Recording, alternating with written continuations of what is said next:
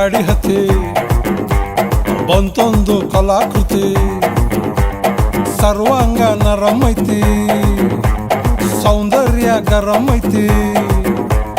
high class ಹಂಸ ನಡಿಗಿ ಹಲ್ಲಂಡೆ ವಂಶ ಬೆಡಗಿ ಸುತ್ತಳತಿ ಮೊಸರು ಗಡಿಗಿ ಸವಿನಂತಿ ಕೇಳ ಹುಡುಗಿ ಸೊಂಟ ಸುಮುಖ ಯಾಕ ಬಿಡುತ್ತಿ